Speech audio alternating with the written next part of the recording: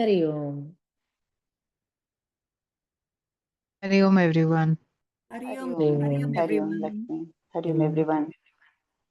Pushpa ji, are you able to be here full time Full time, Lakshmi. till 9? I can be here till about 6:15, 6:20. Okay. All right. By then, if Lata ji joins, she can. Right. Okay. I'm hoping to see if the little young ones will join. They are the ones who have the first 15. So if they don't join, I'm just trying to see what will be the a good path forward. Mm. That's the plan we need to have so that because that's what Varsha ji suggested, no? 1 to 25 chant practice the order and make sure we are chanting in that order. So let's wait and see till about couple of minutes past the time. If they don't join, then my recommendation start from 15. Yeah, that's 16? what I was thinking. From 16. That's what I was thinking. Let's see, we Yeah. will start from 16. Whoever is here will chant their Dashakam from 16. Let's say there are 10 people here. And of the 10, if we only have them, if not, we will skip those Dashakam and go to the next one. That's the only thing I can do. But Lataji is not here until 8 o'clock, she said. So by then, she may not be available for her Dashakam.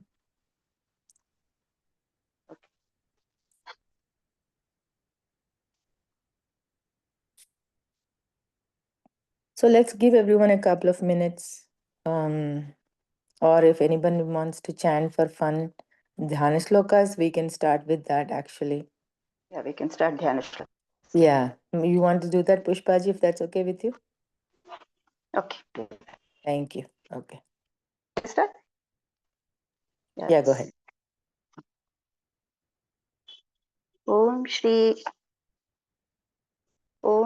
Ganeshaye Namaha Srimannarayaniyam Om Shri Gurubhyo Namaha Agajanana Padmarkam Gajanana Maharnisham Anekadantam Bhaktanam Ekadantam Upasmahe Shri Mahaganapataye Namaha Gurave Sarvalokanam Bhishaje Bhavaroginam Nidhaye Sarvavidyanam Dakshinamurtaye Namaha Asmadgurucharanarvindabhyan Namaha Jnananandamayan Devam Nirmalam Sphatikakritim Adharam Sarvavidyanam Hayagrivam Shri Hayagriva Namaha Saraswati Namastubhyam Varade Kamarupini Vidyarambham Karishyami सिद्धिर्भवतु मे सदा श्रीमहासरस्वत्यै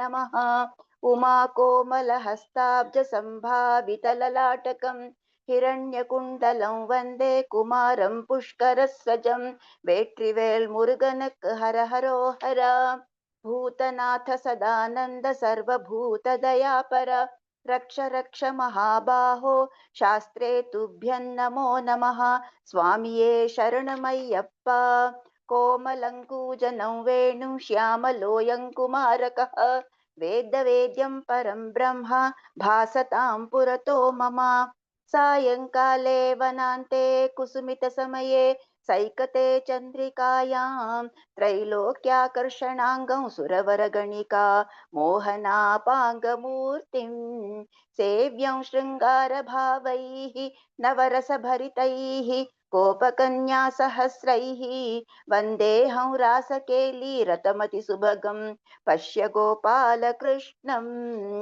आनीलश्लक्ष्णकेशं ज्वलितमकरसत्कुण्डलं मन्दहास स्यन्दार्द्रं कौस्तुभश्री परिगतवनमालोरुहाराभिरामं श्रीवत्साङ्गं सुबाहुं मृदुलसदुदरं काञ्चनच्छायचेलं चारुस्निग्धोरुमं भोरुहललितपदं भावयेऽहं भवन्तं श्रीकृष्ण गोविन्द हरे मुरारे हे नाथ नारायण वासुदेव श्रीकृष्ण गोविन्द हरे मुरारे हे नाथ नारायण वासुदेव श्रीकृष्ण गोविन्द हरे मुरारे हे नाथ नारायण वासुदेव सदा सर्वत्र गोविन्द नाम संकीर्तनं गोविन्द गोविन्द मोक्षाब्धिसारमय भागवताख्य दध्नो नारायणीय नवनीतमहो गृहीत्वा मायामयौघ परितप्त जनाय योगात् नारायणावनिसुराय नमोऽस्तु तस्मै गंगा गीता च गायत्र्यपि च तुलसिका गोपिका चन्दनं तत् सालग्रामाभिपूजा परपुरुष तथैकादशी नाम वर्णाः एतान्यष्टाप्य यत्नान्यपि कलिसमये त्वत्प्रसादप्रवृद्ध्या क्षिप्रं मुक्तिप्रदानीत्यभिदधु ऋषयस्तेषु मा सज्जयेथाः हरये नमः गोपिका जीवनस्मरणं गोविन्द गोविन्द श्री पोन्नु गुरुवायुरप्पने शरणं आनंद चिन्मयने शरणं चोटानिक्कर भगवति अम्मये शरणं नारायण अखिल गुरो भगवन् नमस्ते।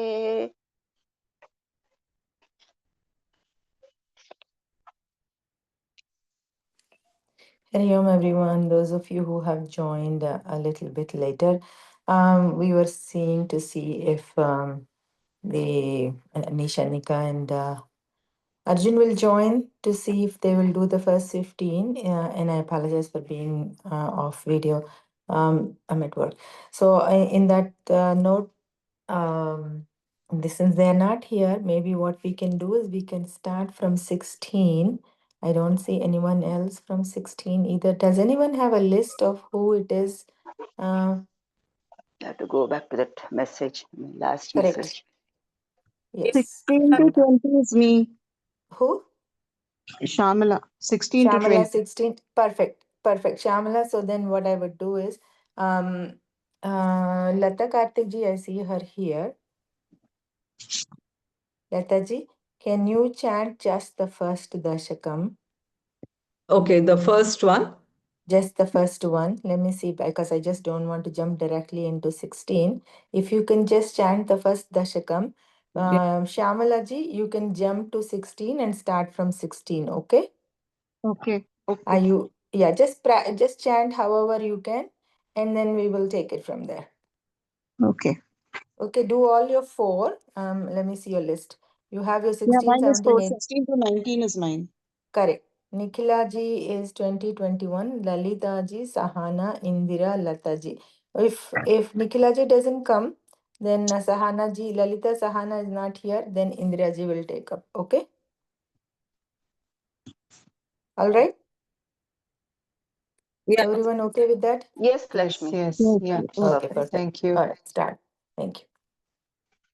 सान्द्रानन्दावबोधात्मकमनुपमितं कालदेशावधिभ्या निर्मुक्तं नित्यमुक्तं निगमशतसहस्रेण निर्भास्यमानम् अस्पष्टं दृष्टमात्रे पुनरुरुपुरुषार्थात्मकं ब्रह्मतत्त्वं तत्तावद्भाति साक्षात् गुरुपवनपुरे हन्तभाग्यं जनानाम् एवं दुर्लभ्य वस्तुन्यपि सुलभतया हस्तलब्धे यदन्यत् तन्वा वाचा धिया वा भजति बत जनः क्षुत्रतैवे स्फुटेयम् एते तावद्वयन्तु स्थिरतरमनसा विश्वपीडापहत्यै निःशेषात्मानमेनं गुरुपवनपुराधीशमेवाश्रयामः सत्त्वय्यत्तत्पराभ्यामपरिकलनतो निर्मलन्तेन तावद्भूतेन्द्रियस्ते वपुरिति बहुशः श्रूयते व्यासवाक्यम् तत्स्वच्छत्वादयाच्छादितपरसुखचिद्गर्भनिर्भासरूपं तस्मिन् धन्या रमन्ते श्रुतिमतिमधुरे सुग्रहे विग्रहे ते निष्कम्पे नित्यपूर्णे निरवधि परमानन्द पीयूषरूपे निर्लीनानेकमुक्तावलिसुभगत मे निर्मल ब्रह्म सिन्धौ कल्लोलोलासतुल्यं खलु विमलतरं सत्त्वमाहुस्तदात्मा कस्मान्नो निष्कलस्त्वं सकल इति वचस्त्वत्कलास्वेव भूमन् निर्व्यापारोऽपि निष्कारणमज भजसे यत्क्रियामीक्षणाख्याम् तेनैवोदितलीना प्रकृतिरसति कल्पापि कल्पादिकाले तस्या संशुद्धमंशङ्कमपि तमतिरोधायकं सत्त्वरूपं सत्त्वं धृत्वा दधासि स्वमहिम वैभवा कुण्ठवैकुण्ठरूपम् तत्ते प्रत्यग्रधाराधरललितकलायावलीकेलिकारं लावण्यस्यैकसारं सुकृतिजनदृशां पूर्णपुण्यावतारम् लक्ष्मीनिःशङ्कलीलानिलयनममृतस्यन्दसन्दोहमन्तः सिञ्चत् सञ्चिन्तकानां वपुरनुकलये मारुतागारनाथ कष्टाते सृष्टिचेष्टा बहुतर भवखेब्दावः जीवभाजाम् इत्येवं पूर्वमालोचितमजितमया नैव माद्याभिजाने नोचे जीवः कथं वा मधुरतरमिदं नोचे जीवः कथं वा मधुरतरमिदं त्वद्वपुश्चिद्रसार्द्रम् नेत्रैः श्रोत्रैश्च पीत्वा परमरससुधां बोधिपूरे रमेरन् नम्राणां सन्निधत्ते सततमपि Can somebody chant, please? Can I try? Yeah. नम्राणां सन्निधत्ते सततमपि पुरस्तैरनभ्यर्थितानामभ्यर्थान् कामानजस्रं वितरति परमानन्दसान्द्रां गतिं च इत्तन्निःशेषलभ्यो निरवधिकफलः पारिजातो हरे त्वं क्षुद्रन्तं चक्रवाटी द्रुममभिलषति व्यर्थमर्तिव्रजोऽयम् कारुण्यात् काममन्यन् ददति खलु परे स्वात्मतस्त्वं विशेषात् ऐश्वर्यादीशतेऽन्ये जगति परजने स्वात्मनोऽपीश्वरस्त्वम् त्वय्युच्चैरारमन्ति प्रतिपदमधुरे चेतनास्फीतभाग्याः त्वं चात्मा रामैवेत्यतुल गुणगणाधारशौरे नमस्ते ऐश्वर्यं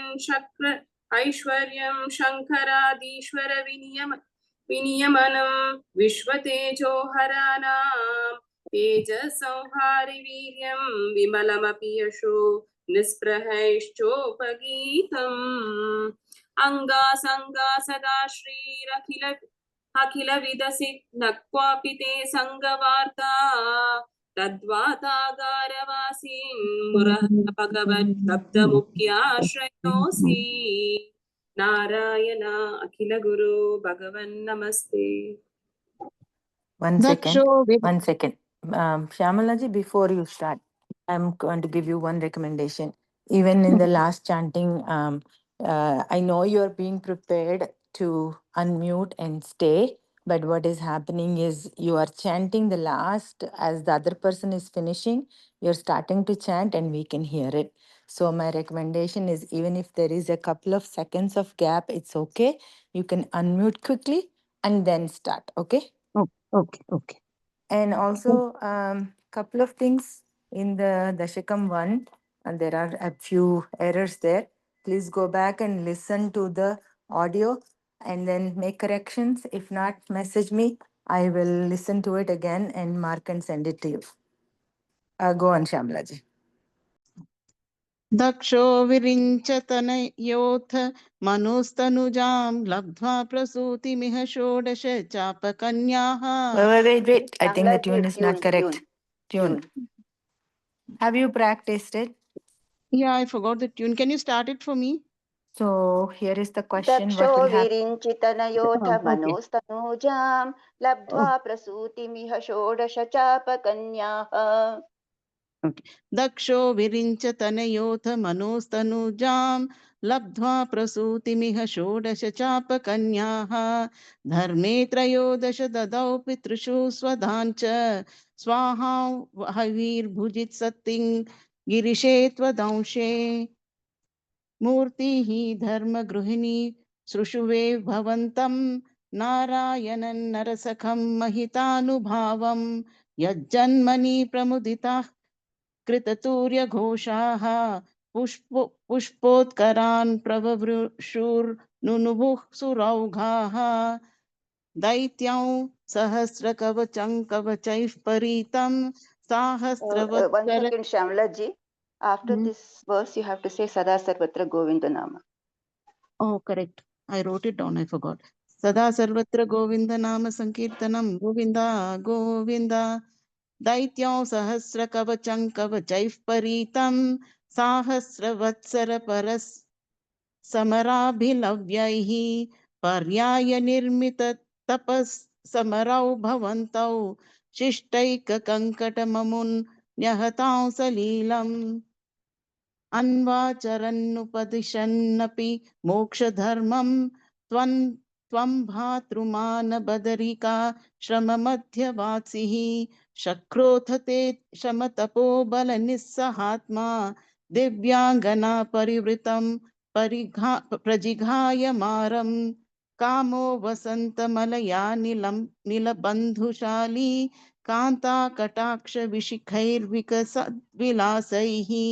विद्यन्मुहुर्मुहुर्कम्पमुदीक्ष्य च त्वां भीरुस्त्वयाथ जगदे मृदुहासभाजा. भीत्यालमङ्गज वसन्त सुराङ्गनावो मन्मानसान् विह जुषध्वमिति ब्रुवाणः. त्वां विस्मयेन परितस्तुवं तामथैषां प्रादर्शयस्वपरिचारककातराक्षीः. सम्मोहनाय मिलिता मदनादयस्ते त्वद्दासिका परिमलै किल मोहमापुः. दत्तान् त्वया च जुगृहुस्त्रपयैव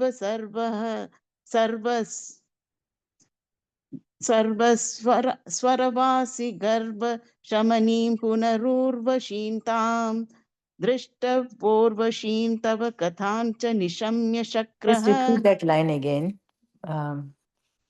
The last one. Yes, please. Okay. दत्तान् त्वया च जुगृहुस्त्रपयैव सर्वस्वरवासि गर्भशमनीं पुनरुर्वशीं. Is that okay? I'll correct it, but continue. Okay. दृष्टवोर्वशीं तव कथां च निशम्य शक्रः पर्याकुलो जनि भवन्महिमावमर्ष्यात्. एवं प्रशान्तरमणीय तरावतारात् त्वत्तोधिको वरद कृष्णतनुस्त्वमेव. दक्षस्तु धातुरतिलालनया रजोन्धो नात्यादृतस्त्वयि च कष्टमशान्तिरासीत्. येन व्यरुन्धस भवत्तनुमेव शर्वं यज्ञे च वैरपिशुने स्वसुतां व्यमानीत्. क्रुद्धेशमर्दितमखस्स तु कृत्तशीर्षो देवप्रसादितहराधथ लब्धजीवः. त्वत्पूरितक्रतुवरः पुनरापशान्तिं सत्वं प्रशान्तिकर पाहि मरुत्पुरेश.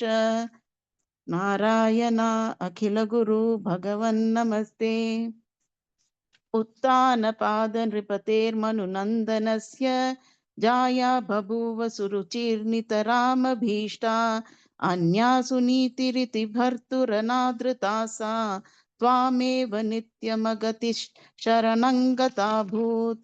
अङ्गे पितुः सुरुचिपुत्रकमुत्तमन्तं दृष्ट्वा ध्रुवः किल सुनीतिसुतोऽधिरोक्ष्यन्. चिक्षिपे किल शिशुः सुतरां सुरुच्या दुस्सन्त्यजा खलु भवद्विमुखैरसूया त्वन्मोहिते पितरि पश्यति दारवश्ये दूरन् दुरुक्ति निहतः स गतो निजाम्बां सापि स्वकर्म गति सन्तरणाय पुंसां त्वत्पादमेव शरणौ शिशवे शशंस आकर्ण्यसोऽपि भवदर्चन निश्चितात्मा मानी निरेत्य नगरात् किल पञ्चवर्षः सन्दृष्ट नारद निवेदित मन्त्रमार्गः त्वामारराध तपसा मधुकाननान्ते ताते विषण्ण हृदये नगरीं गतेन श्रीनारदेन परिसान्त्वित चित्तवृत्तौ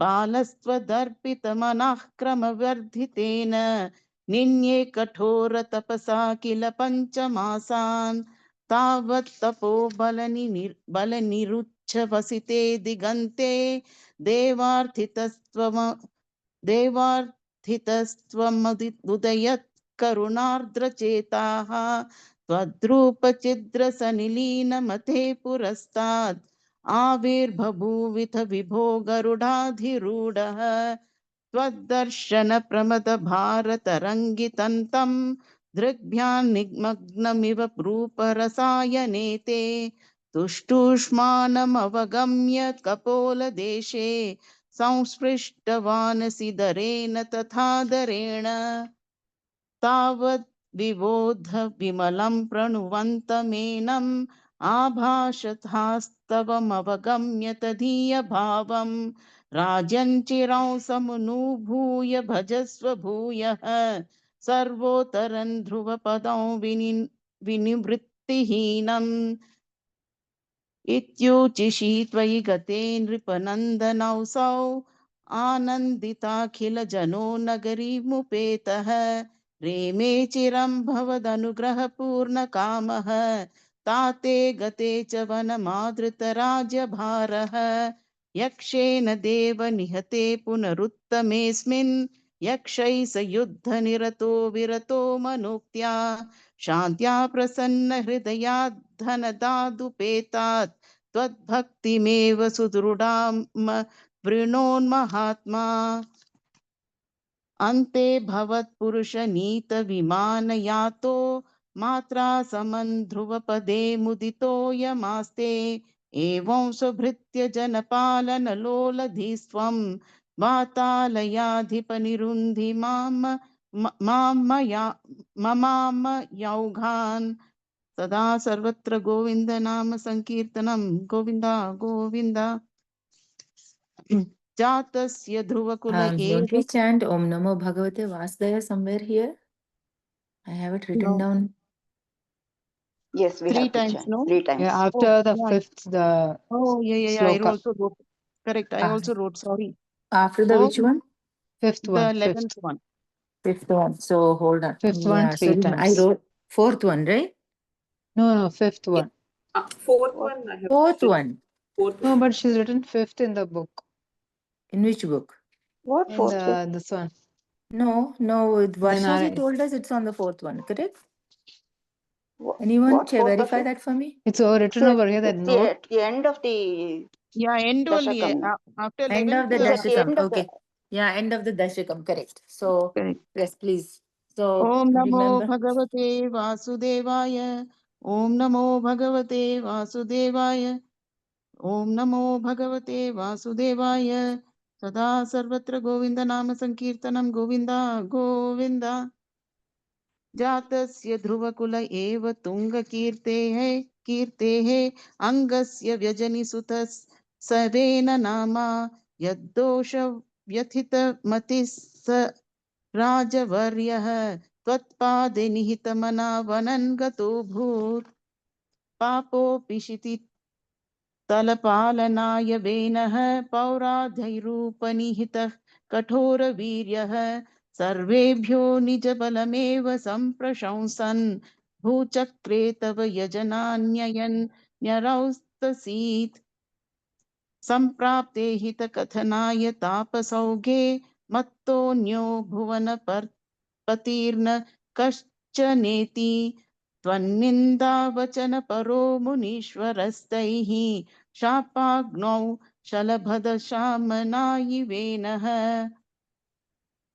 तन्नाशात् खलजनभीरुकैर्मुनीन्द्रैः तन्मात्रा चिरपरिरक्षिते तदङ्गे त्यक्ताघे परिमथिता तथोरुदण्डात् दोर्दण्डे परिमथिते त्वमाविरासिः विख्यातः पृथुरिति तापसोपदिष्टैः सूताध्यैः परिनुत भाविभूरिवीर्यः वेनार्थ्या कबलितसम्पदन् धरित्रीम् आक्रान्तान् निजधनुषा समामकार्षिः भूयस्तान् निजकुलमुख्यवत्सयुक्तैः देवाद्यैः समुचितचारुभाजनेषु अन्नादीन्यभिलषितानि यानि तानि स्वच्छन्दौ सुरभितनूम् अदुदुहस्त्वम् आत्मानै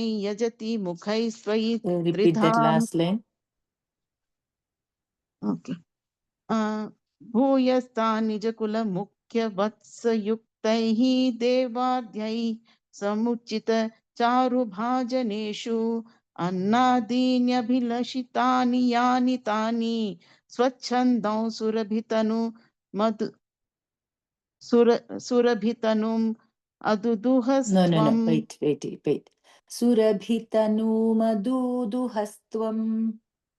सुरभितनुमदुदुहस्त्वम् ओके स्वच्छन्दौ सुरभितनुमदुदुहस्त्वम् आत्मानै यजति मुखैस्त्वयि त्रिधामन् नारब्धे शततम वाजिमेघयागे स्पर्धालु शतमख एत्यनीच वेषोः हृत्वाश्वन् तव तनयात् पराजितो भूत् देवेन्द्रं मुहुरिति वाजिनौ हरन्तं वन्नो तं मुनिवरमण्डले जुहूषौ रुन्धाने कमलभवे क्रतोः समाप्तौ साक्षात् त्वं मधुरिपुमैक्षथाः स्वयं स्वं तद्दत्तौ Repeat that verse वरमुपलभ्य again. The previous one. Repeat this verse, Devendram. देवेन्द्रं मुहुरिति वाजिनौ हरन्तं वन्नो तं मुनिवरमण्डले जुहूषौ रुन्धाने कमलभवे क्रतुः समाप्तौ साक्षात् त्वं मधुरि पुमैक्षथा स्वयं स्वं तदत्तं वरमुपलभ्य भक्तिमेकां गङ्गान्ते विहितपदः कदापि देव सत्रस्तं मुनिनिवहौ हितानि शंसन् नैक्षिष्टाः सनकमुखान् मुनीन् पुरस्तात् One more time. Wait, one more time. Satrastham. सत्रस्तं मुनिनिवहौ हितानि Satrastham muninivaham. सत्रस्तं मुनिनिवहं हितानि शंसन् नैशिष्टाः Aikshishthasana. ओके सत्रस्तं मुनिनिवहौ हितानि शंसन् ऐशिष्टाः सनकमुखान् मुनीन् ऐशिष्ठा No, not shik. ओ शिष्टा ओके ऐशिष्टाः सनकमुखान् मुनीन् पुरस्तात् Repeat one more time.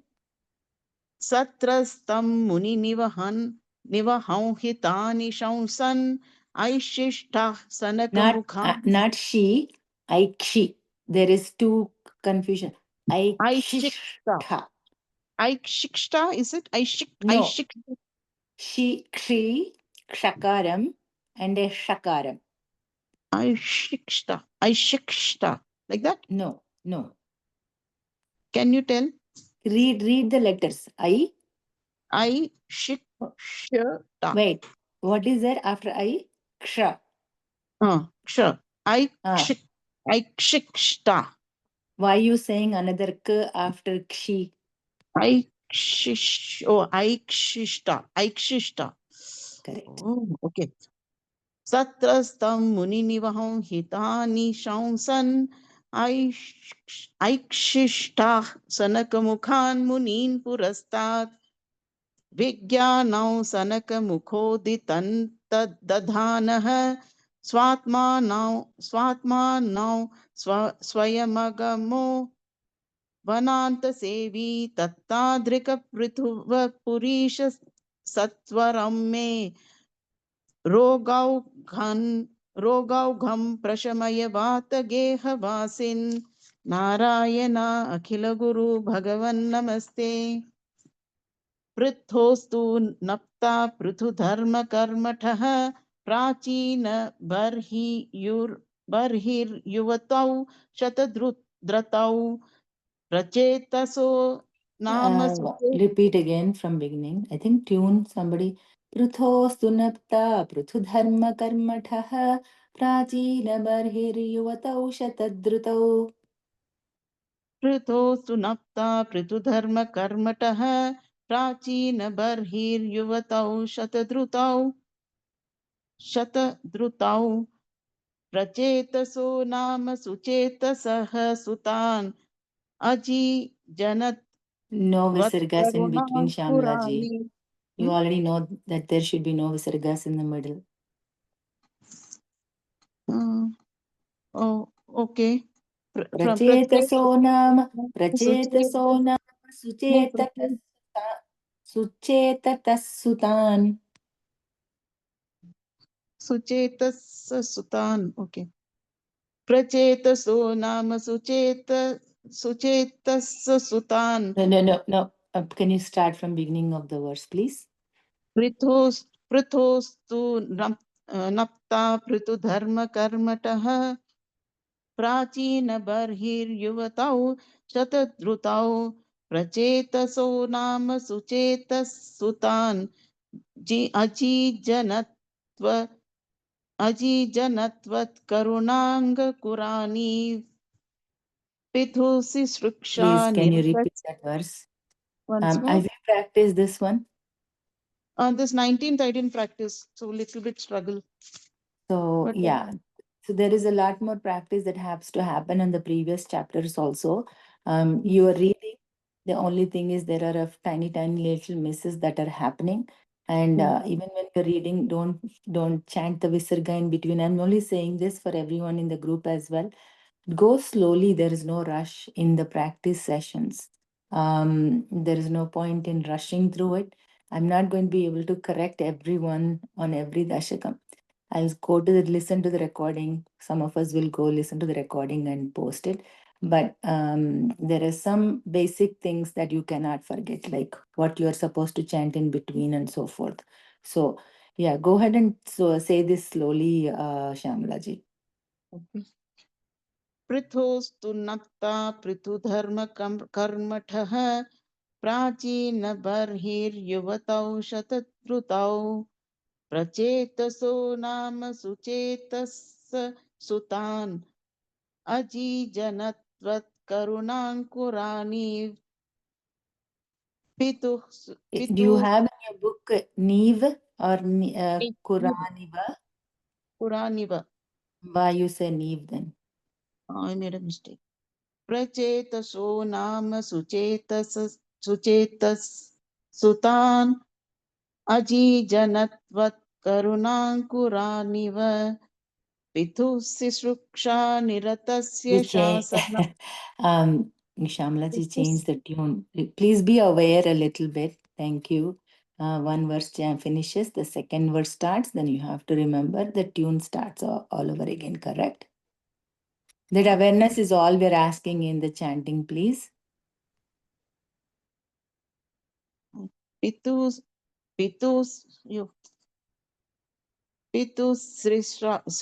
पितुसिसृक्षा निरतस्य शासनात् भवत्तपस्याभिरता दशापिते पयोनिधिं पश्चिममेत्य तटे सरोवरं सन्ददृशुर्मनोहरं तदा भवतीर्थमिदं समागतो भवो भवत्सेवकदर्शनाधृतः प्रकाशमासाद्य पुरः प्रचेतसाम् उपादिशत् भक्त तमसत्त्वम् तमसत्त्वम्. Last word, how do you say? Stvam. Mupadishat भक्ततमस्तवस्तवम् अस्तवस्तवम् Astavastavam. Okay. प्रकाशमासाद्य पुरः प्रचेतसाम् उपादिशत् भक्तमस्तवस्तवम् स्तवं जपन्तस्तममी जलान्तरे भवन्तमासे विशतायुतं समाः भवत्सुखास्वादरसादमीश्वियान् बभूव कालो ध्रुववन्न शीघ्रता तपोभिरेषामतिमात्रवर्धिभिः स यज्ञ हिंसा निरतोऽपि पावितः पितापि तेषान् गृहयात नारद प्रदर्शितात्मा भवदात्मा ययौ कृपाबलेनैव पुरः प्रचेतसां प्रकाशमागाः पतगेन्द्रवाहनः विराजिचक्रादि वरायुधांशिभिः भुजाभिरष्टाभिरुदुञ्चितधृतिः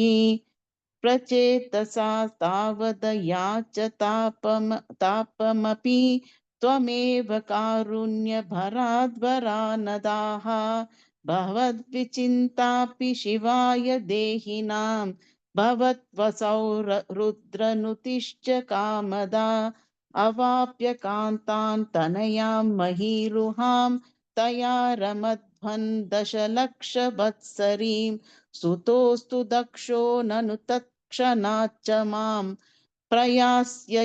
प्रयास्यथेति न्यगदो मुदैवतान् ततश्च ते भूतलरोधिनस्तरुन् क्रुधा दहन्तो द्रुहिणेन वारिताः द्रुमैश्च दत्तान् तनयामवाप्यतान् द्वदुक्तकालौ सुखिनोभिरेभिरे आवाप्य दक्षं च सुतं कृताध्वराः प्रचेतसो नारदलब्धया धिया अवापुरानन्दपदं तथाविध त्वमीश वातालयनाथ पाहि माम्.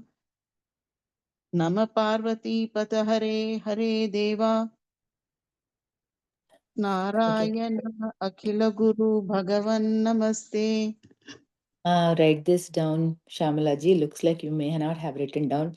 Namah Parvati Pataye Hara Hara Mahadeva. Namaha Parvati. Namah Parvati Pataye Hara Hara Mahadeva.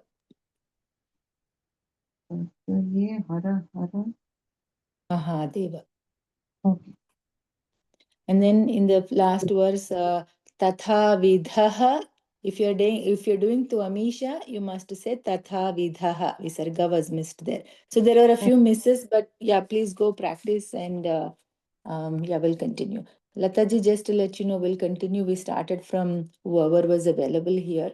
And so we started with Shamalaji and we'll continue on. If somebody is not here, we'll skip them and go to the next verse. Sorry, Lakshmi, I couldn't hear you because, sorry, what did you say? You started from number 1, is it? We started from Shamalaji and then continue on. Whoever is here, we will chant. So, okay. yeah. Right. So they are chanting their particular Dashakam. Oh, I see. Not from 1. Okay. That's what she had suggested. That's what Varsha has suggested. Please join in. Okay, fine. That's good. Okay, that's good. Okay. So whoever is 20, I don't know who's 20. Anybody 20? Not anybody. 20 would be Nikhila. 21 is Nikhila. I don't Lalita have the ji. list here. Oh, I'm reading Lata ji, 1 second. Okay, 21, 22 is Lalita, 23 is Sahana, 24 Indra ji. Let me Then just after read that the is rest of myself. them. 1 second. Let me read the rest of them as well. 24 Indra ji, 25 Lata. Is that you, Lata? B? 25 is Yes, Bala. Okay, yes, great. it's me. It's me. Chitra ji is here. If she is here, 26, 27. Yes, Beena cannot make it. Then Lata ji comes 30. Then Lakshmi K, she's also here. Indra ji is here. So I'm hoping we can. Sumita is here too, right? No? Sumana is here. Okay. I'm hoping with the skips, we'll probably be able to finish till Sumana ji. And let's see, 42. That will be 42. Tomorrow we can again come back and redo these if you want. And then continue from there. Okay. But what about Sorry. Pushpa ji and Why is she on the list? Mine is 85, 86, Is 87. she on the list, Lata ji? which list is it? The chanting one- list. No, No, she I is. have Pushpa I is. have She opted is. for 85, No, 86, of course she 87. is in the list. She's opted for 5 dashakams. Lata three. ji. Lata three. ji. Lata ji. Okay. I'm saying we're going in order one onwards, correct? Okay, so you're going in order from 1 to whatever. That is what Latka Varsha posted. Yeah, but if there are not enough people, then I mean the others are missing. And if there's time, then can we go further? That is what I'm saying. We cannot go to 80. I'm also at 80. Oh, We I cannot see. go Okay, to fine. 80. That is what I just read the order. No, I read all the way. Okay, order I'm of trying to every- go back in the messages. Okay, Don't fine. worry. They all know. Whoever is here, they know their They know, yeah? dashakams. Okay. You good. pick the dashakam, you know who the previous person is. If you don't see that person, you pick the next one and chant, okay? Your dashakam only. Then we will continue from there. Otherwise, we will just waste time and not finish. I think hard stop will be 9:10. I would suggest we stop at 9:10 and then drop off, okay? Whatever Yeah, we yeah. can finish. Maximum Whoever 9, 10. finished.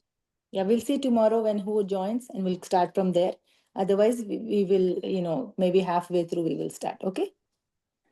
Okay, that's good. Start. Indraji start. हिरण्याक्षे पोट्रे प्रवरवपुषा देव भवता हते शोकक्रोधः क्लपितधृतिरे तस्य सहजः हिरण्यप्रारम्भः कशिपुरमराराति सदसि प्रतिज्ञामातेने तव किल वदार्थं मधुरिपो विदाथारङ्घोरं स खलु तपसित्वा न चिरतः पुरसाक्षात् पूर्वन्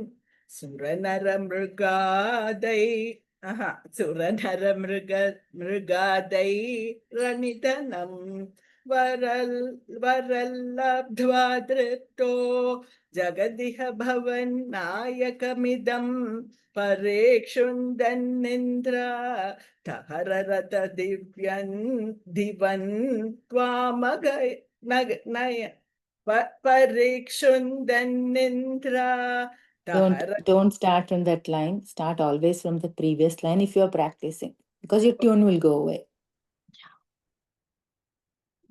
वरल्लब्ध्वा दृप्तो जगदिह भवानायकमिदं परेक्षुन्दन्निन्द्रा तहरत दिवन् त्वामगनयन्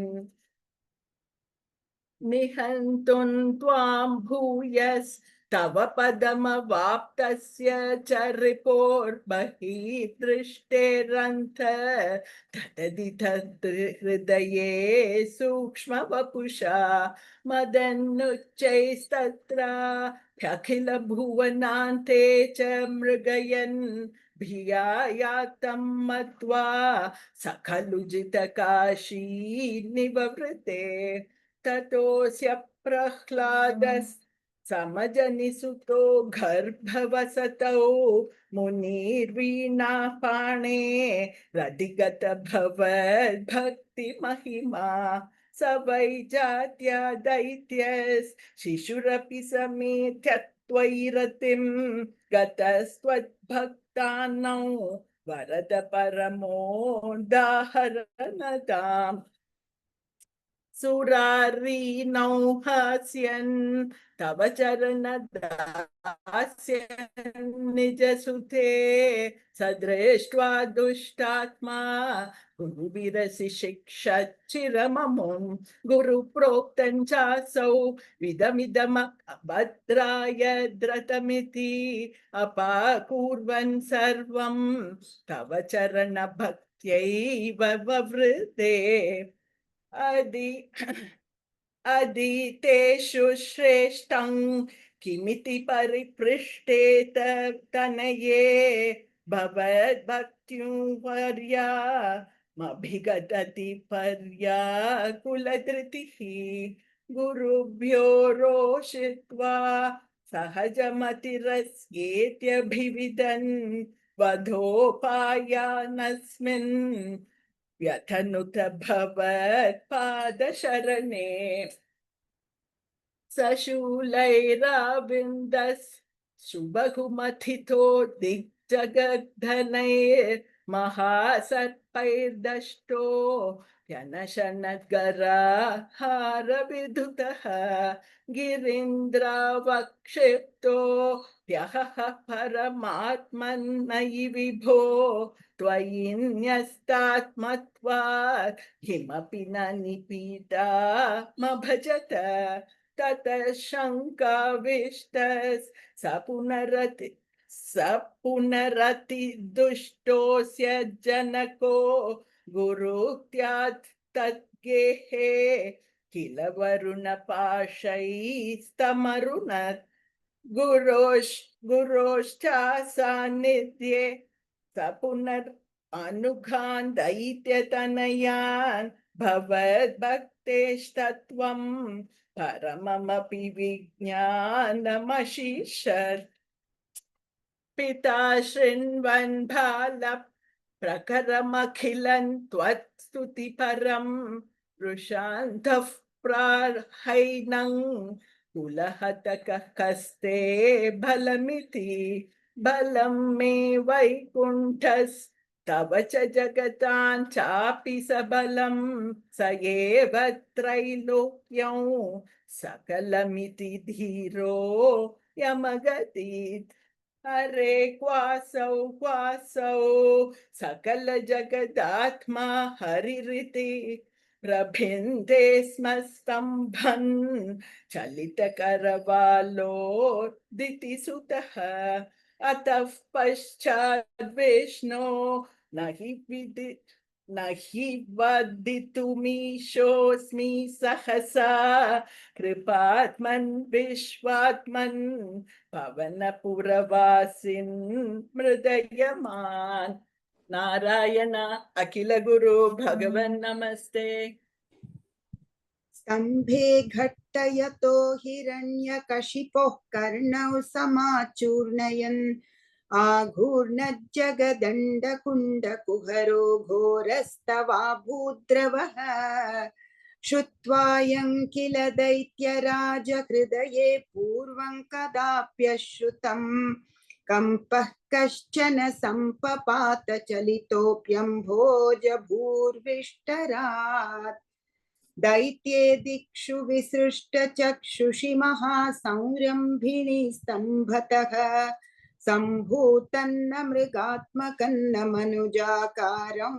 वपुस्ते विभो किं भीषणमेतदद्भुतमिति व्युद्भ्रान्तचित्ते सुरे विस्फूर्जद्धवलोग्ररोम विकसद्वर्ष्मा समाजृम्भथाः तप्तस्वर्णसवर्णघूर्णदति रूक्षाक्षं सटाकेसरप्रोत्कम्पप्रनिकुम्बिताम्बरमहो जीयात्तवेदं वपुः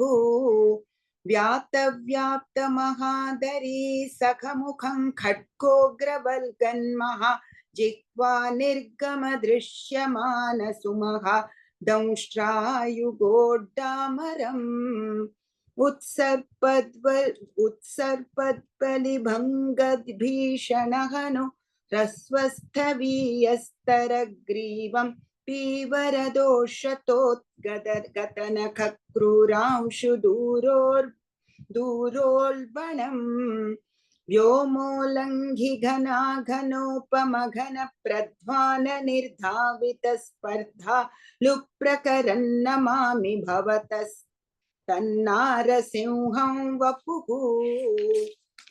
नूनं विष्णुरयन्नियन्यमुमिति भ्राम्यद्गदा भीषणं दैत्येन्द्रं समुपाद्रवन्तमधृता दोर्भ्यां पृथुभ्याममुम् वीरो निर्गलितोऽथ खड्गफलकौ गृह्णन् विचित्रश्रमान् व्यावृण्वन् पुनरापपात भुवनग्रासोऽद्यतन्त्वामहो भ्राम्यन्तन्दिति जाधमन् पुनरपि प्रोद्गृह्य दोर्भ्याञ्जवात् द्वारेथोरुयुगे निपात्य नखरान्युत्खाय वक्षो भुवि निर्भिन्दन्नधिगर्भनिर्भरगलद्रक्ताम्बुबद्धोत्सवम् पायमुदैरयो बहुजगत्संहारि संहारवान्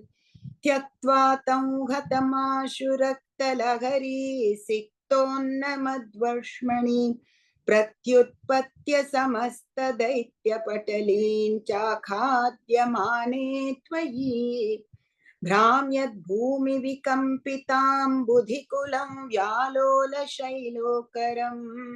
प्रोत्सर्पत्खचरं चराचरमहो दुःस्थामवस्थां दधौ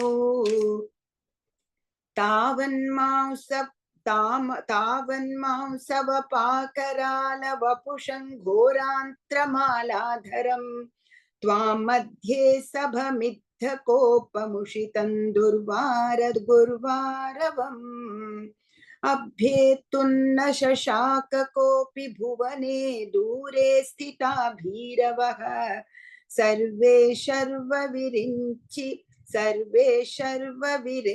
वासवमुखाः प्रत्येकमस्तोषत भूयोऽप्यक्षतरोषधाम्नि भवति ब्रह्माज्ञया बालके प्रह्लादे पदयोर्नमत्यपमपभये कारुण्यभाराकुलः भूयोऽप्यक्षतरोषधाम्नि भवति ब्रह्माज्ञया बालके प्रह्लादे पदयोर्नमत्यपभये कारुण्यभाराकुलः शान्तस्त्वं करमस्य मूर्ध्नि समधा स्तोत्रैरथोद्गायतः तस्या कामधियोऽपि ते निथवरं लोकाय चानुग्रहम् एवन्नाटितरौद्रचेष्टित विभो श्रीतापनीयाभिधत् श्रुत्यन्तस्फुटगीत सर्वमहिमन्नत्यन्त शुद्धाकृते तत्तादृङ्निखिलोत्तरं पुनरहो कस्त्वां परो लङ्घयेत् प्रह्लाद प्रिय हे मरुत्पुरपते सर्वामयात् पाहि माम् प्रह्लाद प्रिय हे मरुत्पुरपते सर्वामयात् पाहि माम् प्रह्लाद प्रिय हे मरुत्पुरपते सर्वामयात् पाहि माम् उग्रं वीरं महाविष्णुं ज्वलन्तं सर्वतोमुखं नृसिंहं भीषणं भद्रं मृत्युर्नमाम्यहम् सदा सर्वत्र गोविंद नाम संकीर्तनं Govinda Govinda. Are we chanting Sada Sarvatra after every verse? No, we are not. Sorry. I know. I don't know actually what we are chanting because It's written in the group, Varshaji, I mean Lataji, Varshaji. I didn't have time to check that, but sure. I know now we are supposed to do Gopika Jivana Smaranam, isn't it? Oh no, Narayana Akhila Guru. Sorry, I'm all totally confused. Don't with all confuse our- people. Don't say everything because it No, confuses all everyone. the Don't things. say You're doing anything. so many If- versions now. If you don't know, don't say, because then people will get stuck that word. No. One Now I remember what we did last week. we are recording. Like one Mm. thing I just want to tell you. Evan Natita Raudra Cheshtita Vibho. Take a pause there. Yeah, I know. You can I have go a do comma there. श्रुत्यन्तस्फुटगीत सर्वमहिमन्नत्यन्त शुद्धाकृते. Yeah. That one. Okay. Yeah, I know. I realized it, but I didn't want to repeat. It was already, so many people are waiting. Okay, and it should be better next time because today only I took it up just before the practice. Okay. In Next the afternoon. person. Thank you. Next person, let's say 8:24. Before we go further, I just want to make sure we have time for who will we have time until, and then mark it and leave it there so I can start driving. Can someone read out if you are here or not? We are finishing with Larnit Lataji. Chitraji, are you here? Yes, Ji, I'm doing 26, 27. Perfect. Beena is not here. Then it is Lataji again. Lakshmi K is here, correct? Indiraji is here. Yes. Shushma, Sumita, Sumana. I think Devika. Oh. Okay, did anybody who I read the names are here? Because I wasn't looking at the video. Lakshmi ji, it's not you, Lakshmi K. Yeah, I'm here. 31, okay, I'm here. I didn't hear yes from anyone. Oh, sorry, I said yes. Sorry. Oh, unmute. So, Sita Lakshmi ji is here. Sumana is not here then. Okay, so we can Lakshmi, skip a lot of. I don't know if we'll have time to do until whatever. Yes, we do. Hold on, because I'll tell you a lot of people are missing. You are the one person, 30. Chitra ji, then Lata ji, Lakshmi K, Indira ji, no Shushma, no Sumita, no Sumana, no Devika. Then comes Lakshmi, Indira. Okay, up to 45 we can do. Yeah, I think up to 45 today. 45. Then tomorrow we do. And Lata B, Beena, Nandini, then Lata, yeah, up to 45. Let's see from there. Okay, take it away. Thank you.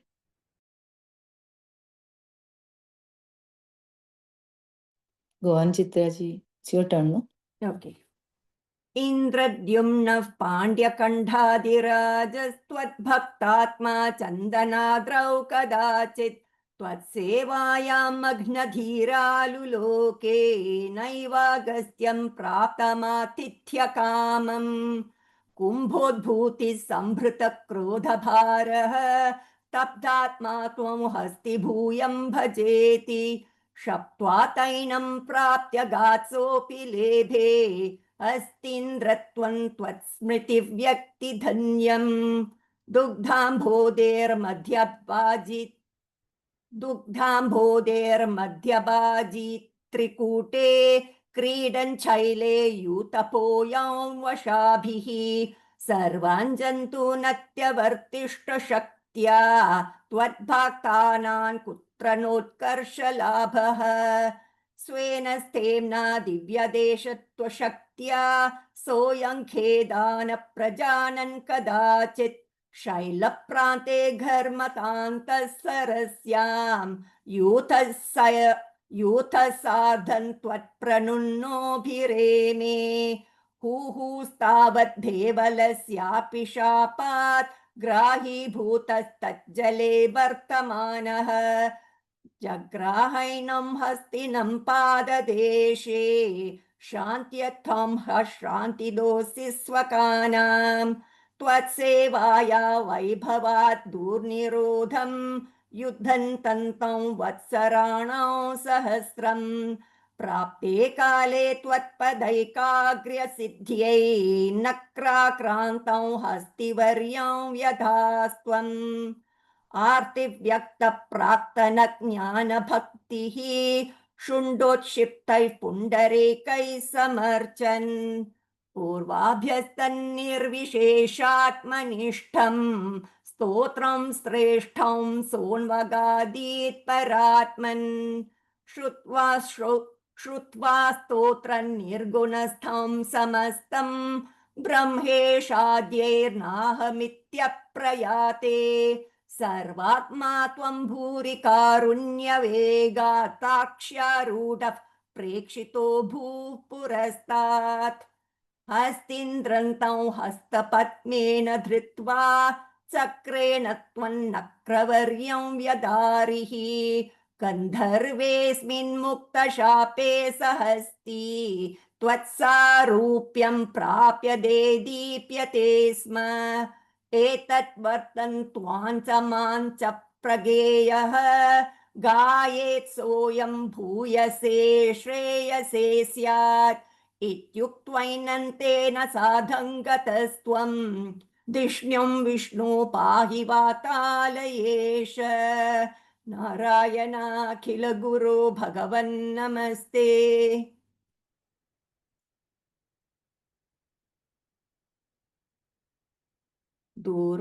दूर्वासासुरवणिताप्त दिव्यमाल्यं शक्राय स्वयमुपदाय तत्र भूयः नागेन्द्र प्रतिमृदितेश शापशक्रं काक्षान्तिस्त्वदितर देवतांशजानां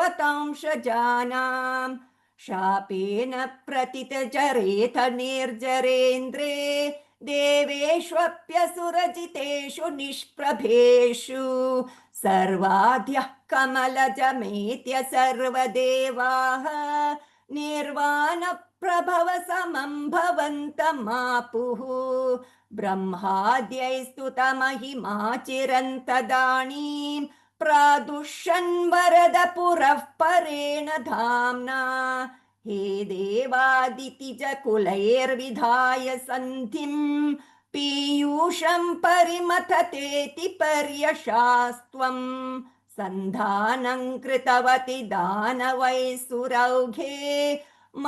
मन्थानं नयति मदेन मन्दराद्रिं भ्रष्टेऽस्मिन् बदरमिवोद्वहन् खगेन्द्रे सद्यस्त्वं विनिहितवान् पयः पयोधौ आधाय द्रुतमथवा सुकिं वरत्रां पाथोदौ विनिहित सर्वबीजजाले प्रारब्धे मतन विधौ सुरासुरैस्तैर्व्याजात्वं भुजगमुखे करोऽसुरारीन् शुब्धाद्रौ शुभितजलोदरे तदानीं दुग्धाब्धौ गुरुतर भारतो निमग्ने देवेषु व्यथिततमेषु तत्प्रियैषी प्राणैषी कमटतनुं कठोरपृष्ठां सदा सर्वत्र गोविन्द नाम संकीर्तनं गोविन्द गोविन्द वज्रातिस्थिरतर कर्परेण विष्णु विस्तारत् परिगत लक्षयोजनेन अम्भोधे कुहरगतेन वर्ष्मना त्वं निर्मग्नं क्षितिधरनाथ मुनिनेथ उत्मग्ने जटिति तदाधराधरेन्द्रे निर्मेतु दृढमिह सम्मदेन सर्वे आविश्यद्वितयगणेऽपि सर्पराजे विश्वश्यं वैवश्यं परिशमयन्न विवृधस्तान् उत्तामभ्रमणजवोन्नमद्गिरीन्द्रन्यस्तैकस्थिरतरहस्तपङ्कजं त्वाम् अभ्रान्ते विधिगिरिशादयः प्रमोदादुद्भ्रान्तानुनुबुरु पातपुष्पवर्षाः दैत्यौघे भुजगमुखानिलेन तप्ते तेनैव त्रिदशकुलेऽपि किञ्चिदार्ते कारुण्यात् तव किल देववारिवाहाः प्रावर्षन्नमरगणां न दैत्यसङ्घान् उद्भ्राम्यद् बहुतिमि नक्रचक्रवाले तत्राब्धौ चिरमथितेऽपि निर्विकारे एकस्त्वङ्करयुगकृष्टशर्पराज सम्राजन् पवनपुरेश पाहि रोगात् नारायण अखिल गुरो भगवन् नमस्ते.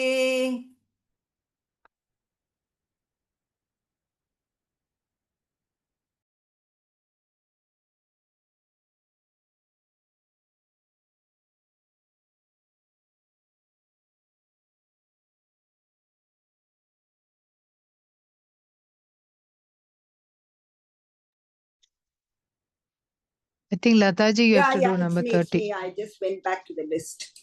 Okay, hold on. Sorry. शक्रेण संयति हतोऽपि बलिर्महात्मा शुक्रेण जीविततनुः क्रतुर्वधि. Am I getting it wrong?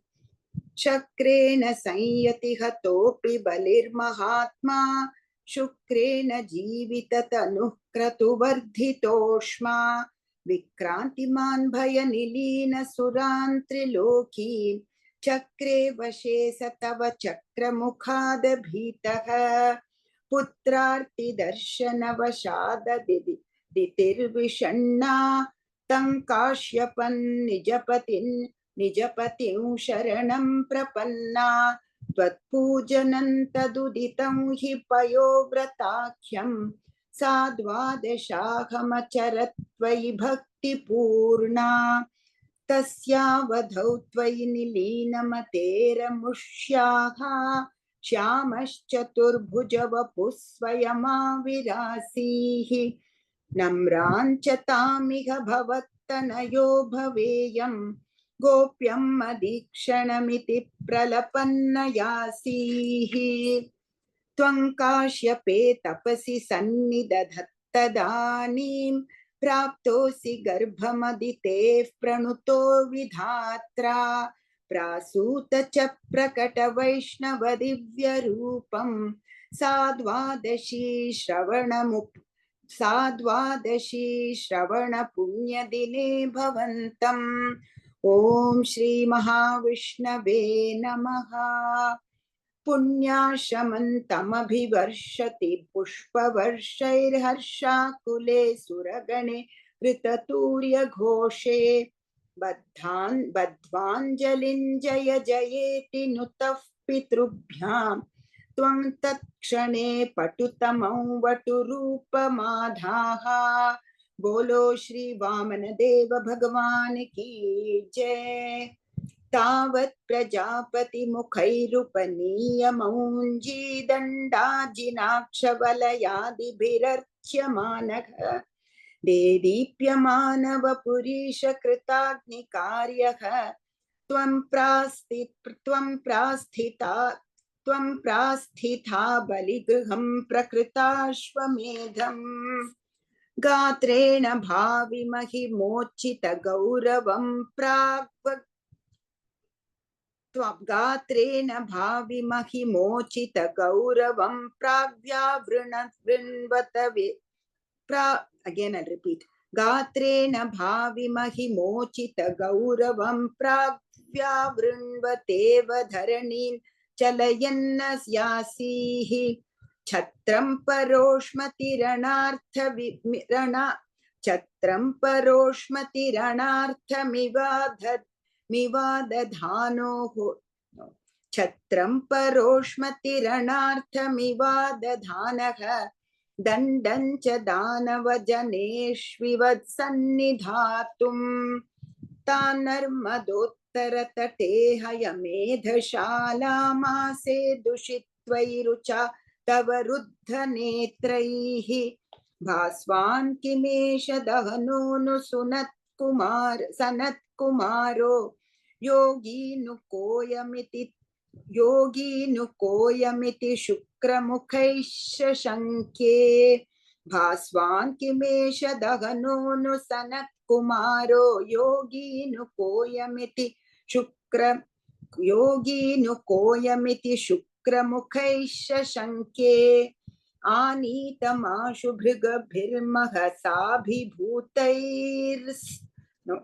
आनीतमाशु भृगुभिर्महसाभिभूतैस्त्वां रम्य रूपमसुरः पुलकावृताङ्गः भक्त्या समेत्य सुकृती परिणिज्य पादौ तत्तोयमन्वधृत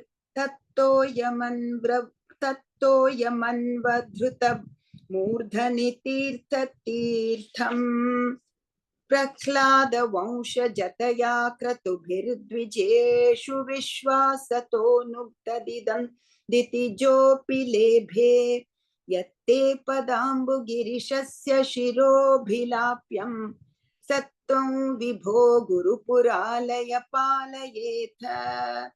पालयेथा सत्त्वं विभो गुरुपुरालय पालयेथा। नारायण अखिल गुरो भगवन् नमस्ते।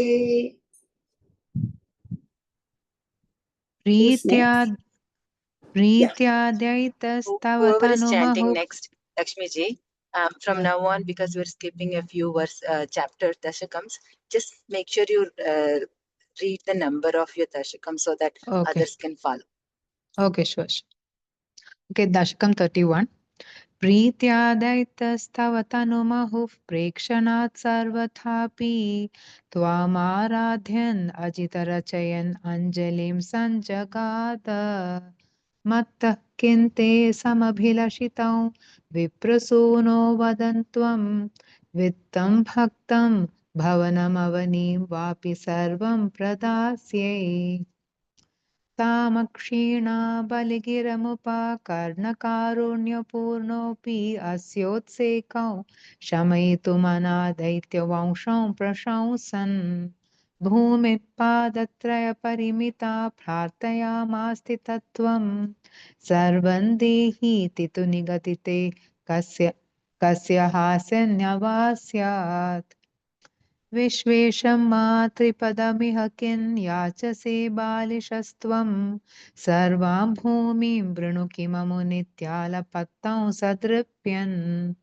यस्मादर्पात् त्रिपदपरिपूत्यक्षमक्षेपवादान् बन्धन् चासौ वगमदतदर्होऽपि गाढोपशान्त्ये पादत्रय्या यदि न मुदितो विष्टपैर्नापि तुष्येदित्युक्तेऽस्मिन् वरद भवते दातु कामे थतोऽयम् दैत्याचार्यस्तव खलु परीक्षार्थिनः प्रेरणातं मामादेव्यौ हरिरयमिति व्यक्तमेवाबभाषे याचते वै यदि स भगवन् पूर्णकामोऽस्मि सोऽहं दास्यान्मेव स्थिरमिति वदन् काव्यशप्तोऽपि दैत्यः विन्ध्यावल्या निजदयितया दत्तपाध्याय तुभ्यं चित्रं चित्रौ सकलमपि स प्रार्थयातोऽयपूर्वम् निस्सन्देहं दितिकुलपतौ त्वय्युशेषार्पणं तद्भ्यान्तन्वाने मुमुचुरुषयसामराः पुष्पवर्षम् दिव्यं रूपं तव च तदिदं पश्यतां विश्वभाजाम् उच्चैरुच्चैरवृथदवधि कृत्य विश्वाण्डभाण्डम् सदा सर्वत्र गोविन्द नाम संकीर्तनं गोविन्द गोविन्द त्वत्पादाग्रं निजपदगतं पुण्डरीकोद्भवोऽसौ कुण्डितो ये हसिजदपुनाद्यञ्जलौ विश्वलोकान् हर्षात् कर्षात् सुबहुननुरुते खेचरैस्तुत्सवेऽस्मिन् भेरी निघ्नन् भुवनमचर जाम्बवान् भक्तिशाली तावद्दैत्यास्त्वनुमतिमृते भर्तरारब्धयुद्धाः देवोपेतैर्भवदनुचरैः सङ्गतां भङ्गमापन् कालात्मायं वसति पुरतो यद्वशात् प्रागिजात् स्म किं वो युद्धेरिति बलिगिराथेतपातालमापुः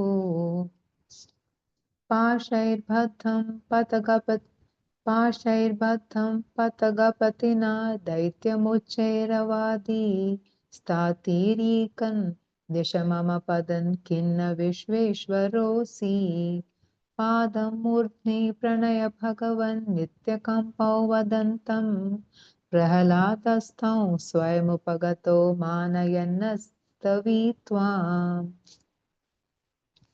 दर्पोच्छित्ये विहितमखिलं दैत्यसिद्धोऽसि पुण्ये लोकस्तेस्तु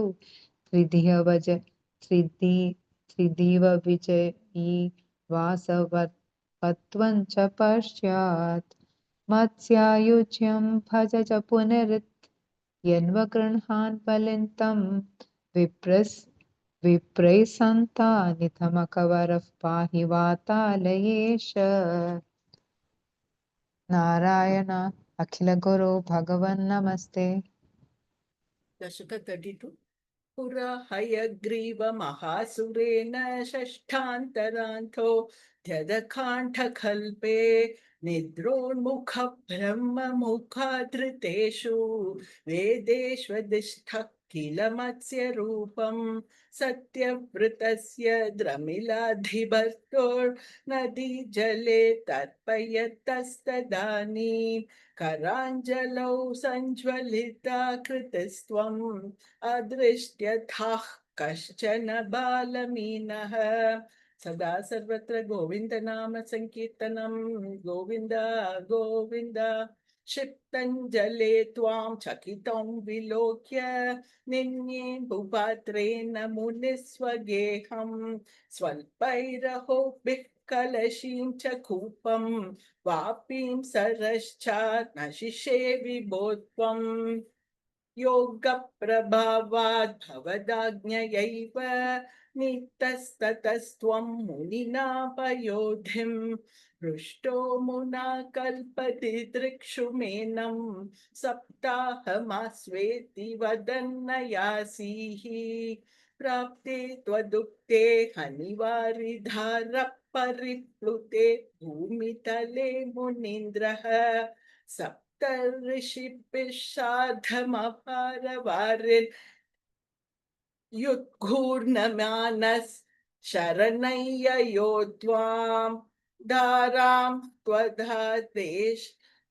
दारान् त्वदेशकरीमवाप्तां नौरूपिणी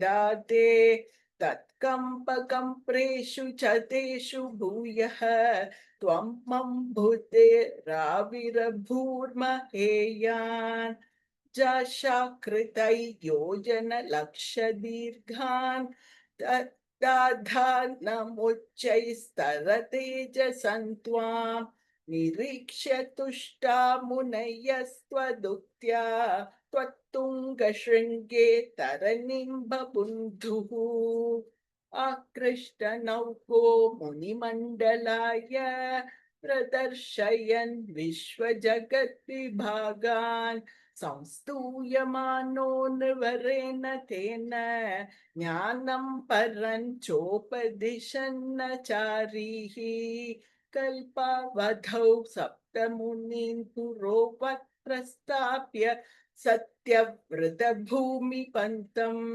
वैवस्वताख्यं मनुमादधानः क्रोधाधयग्रीवमभिद्रुतो भूः स्वतुङ्गशृङ्गक्षतवक्षसन्तं निपात्य दैत्यन्निगमां गृहीत्वा विरिञ्चये प्रीतहृदे ददानः प्रभञ्जनाघार पटे प्रपायाः नारायण अखिल गुरु भगवन् नमस्ते।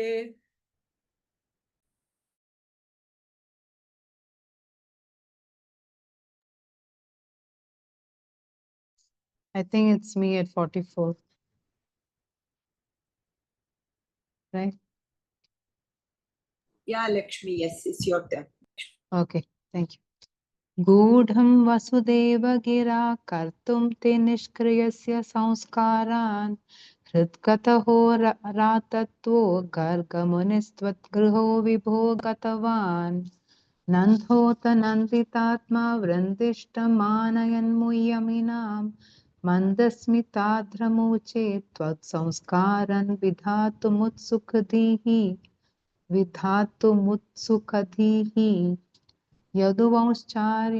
यदुवंश्चार्यत्वात् सुनिभृतमिदमार्य कार्यमिति कथयन् गर्गो निर्गतपुलकश्चक्रे तव साग्रजस्य नामानि कथमस्य नाम कुर्वे सहस्रनाम्नो ह्ययनन्तनाम्नो वा इति नूनं गर्गमुनिश्चक्रे तव नाम रहसि विभो कृषिधातुणकाराभ्यां सत्तानन्दात्मता किलाभिलपत् जगदघर्षितौ वा कथयदृशि कृष्णनाम ते व्यतनोत् अन्यांश्च नामभेदान् व्याकुर्वन्नग्रजे च रामादीन् अतिमानुषानुभावान् न्यघतत्वां प्रकाशयन् पित्रे स्नेह्यति यस्तव पुत्री मुह्यति सनमायिकैः पुनः शौकेः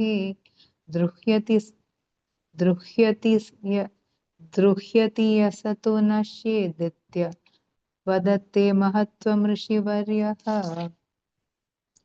जेष्यति बहुतरदैत्यान् नेष्यति निजबन्धुलोकममलपदं श्रोष्यसि सुविमलकीर्तैर्रस्यति भवद्विभूतिं ऋषिरुचे अमुनैव सर्वदुर्गं तरितास्तकृतस्तमात्रतिष्ठ Can you repeat that 8 again, please? Yeah, And I sure. think the tune is different, isn't it? I'm not sure. I think something not right with the tune. Check back in the video later, okay? With Varshaji's Okay. video. I was And also practicing with this only. our audios also that are posted by Yeah, there are audios. posted by Sajeev ji in the group Yeah, I'm using that. description. Oh. Okay. Yeah, repeat Jayshyati, please. Okay. जेष्यति बहुतरदैत्यान् नेष्यति निजबन्धुलोकममलपदं श्रोष्यसि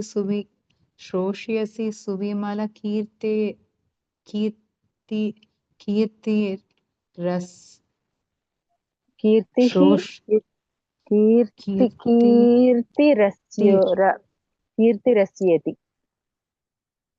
कीर्तिरस्यति. श्रोष्यसि सुविमलकीर्तिरस्येति भवद्विभूतिं ऋषिरुचे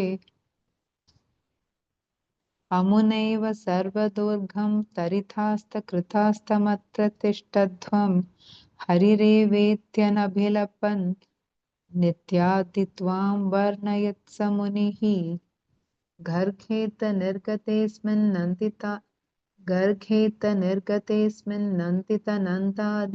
गर्घेतनिर्गतेऽस्मिन्नन्दितनन्दादिनन्द्यात्मानस्त्वं मद्गदमुद्गतकरुणो निर्गमय श्रीमरुत्पुराधीश नारायण अखिलगुरो भगवन् नमस्ते. Can someone chant this at least one verse to see if there is a difference in her tune? Gargetha nirgatesmin nanditanand. Something like that, no? No tune? This is same as Upayatanam in Rasakrida. Geeti. This is Geeti. Oh, okay. Upayatam. Sham. Yeah. Same. Gargetha nirgatesmin nandithanandadinandyamanastvam madgatamutkatakarunno nirgamaya Shri Marutpuradhisha. Is that the tune? No, Yeah, that's not same. the tune. No. That's not the same as. No. Actually, what happened is the Geeti which she taught for that Upayatana is different. This was a little different. Remember? Correct. We were She used discussing two why different is it tunes. different, and we were a bit confused. Correct. She used. I two remember different during tunes. that thing, Lakshmi, you messaged me also during the class. Correct. So She I think we go back to the audio of what Sajeev has posted. Yeah. But Lakshmiji, it's not wrong what you chanted, probably because of your low tone and quick chanting. Probably when I'm hearing the tune. Yeah. The tune may be correct. You're saying the same thing. Mudham Vasudeva Gira, like that you're saying. I think it should be like okay. that. It's from that yellow page. Google Drive. from that Google yeah, Drive. Google Drive. Correct, correct. No, it is correct. Yeah. No worries. Just put a little bit of tune into it if possible. Sure, I'll work on it. And couple of places there is some virghas and all that missing. So just pay Yeah. attention to that. Sure. Okay. Thank All you. right, take it. Bye. Yeah, but well done. Good. It's a difficult tune, not easy, because it's not, doesn't go according to the pattern that we would expect. So, Kendraj. अयि सबल मुरारे पाणिजानु प्रचारैः किमपि भवन भागान् भूषयन्तौ भवन्तौ चलित चरण कञ्चौ मञ्जु मञ्जीर शिञ्जा श्रवण कुतुक भाजौ चेरुतुश्चारुवेगान् मृदु मृदु विहसन्तौ उन्मिषद्दन्तवन्तौ वदनपतितकेशौ दृश्यपादाब्जदेशौ भुजगलितकरान्तौ व्यालगत्कङ्कणाङ्कौ मतिमहरतमुच्चैः पश्यतं विश्वमृणाम् अनुसरति जनौघे कौतुकव्याकुलाक्षे किमपि कृतनिनादं व्याहसन्तौ द्रवन्तौ वलितवदनपद्मं पृष्ठथो दत्तदृष्टि किमिव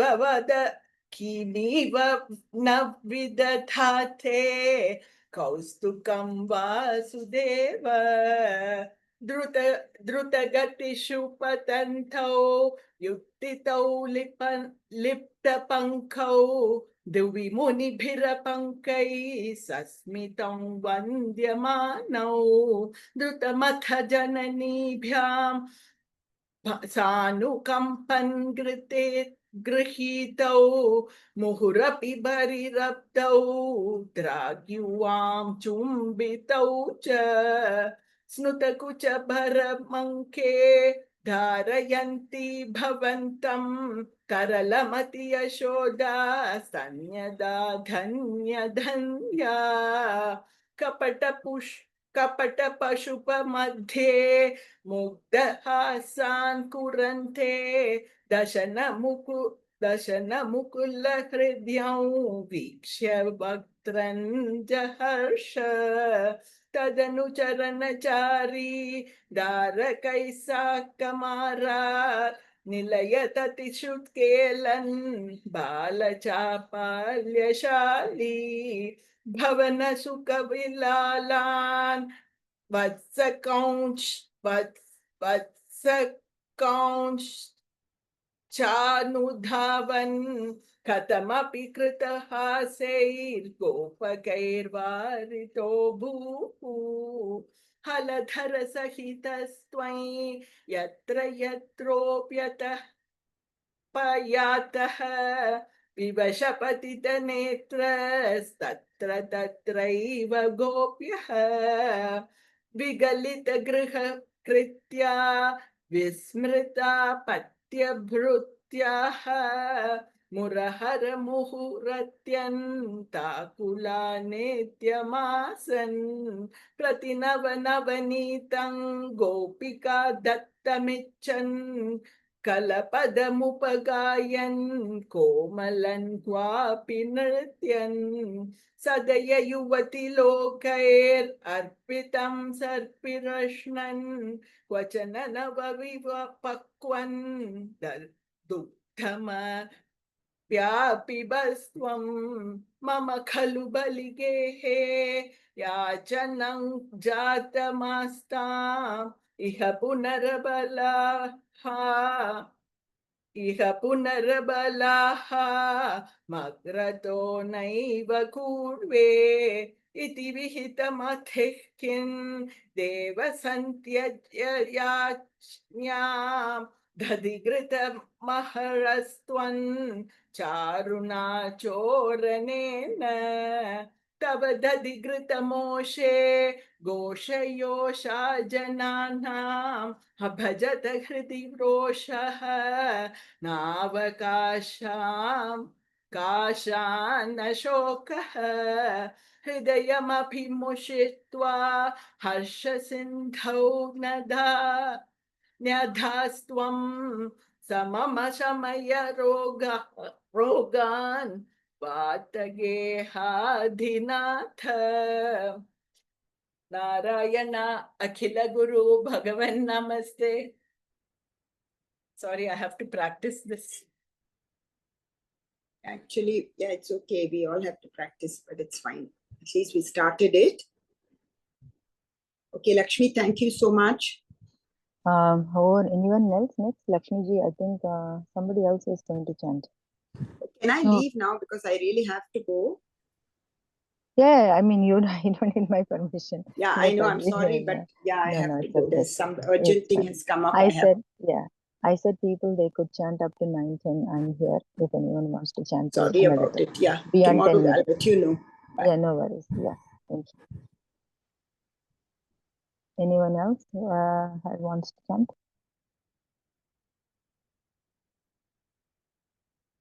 Anyone else? What's the next one? So Indiraji, you just chanted which one? 45. 45. So the next one would be Lataji, but Lataji left. So Indiraji, it's your turn again. Is that your fifth one? Can I do it tomorrow? I've Yeah, not yeah. practiced it, please. No worries. No worries. Is there anyone who, Sita Lakshmi ji, you want to chant? I see you 63. I also practice in Not ready. Okay, perfect. Then we can drop off then. Anybody else who wants to chant? I'm just going to open it. Otherwise, we'll log off. So tomorrow we will start with, depending on who joins. Someone check the this one, please. Let's see who joins tomorrow. Otherwise, we will start with Indiraji or Lataji. Depends on who joins at my 7:30, Singapore 7:30. Your India time, I don't know. Okay. Please post in the group. There is a practice group. If you're not able to make it, if people are not able to make it, please post it there. Then I will also make changes according to my schedule that way. So I don't need to be, unfortunately, my work starts exactly at that time of class starting. So I'm trying, we'll try to go through this as much as we can. Okay. Please go and listen to the recording of the YouTube. Once it's done, it will get uploaded to YouTube. I'm sure Varsha will upload it. Please listen to your own recording as well and make any corrections.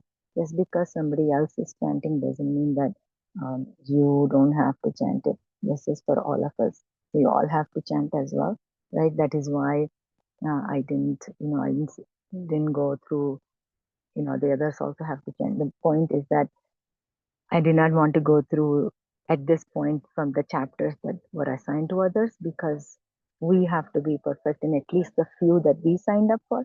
Then after August 24th, we can have stronger practice of every Dashakam then.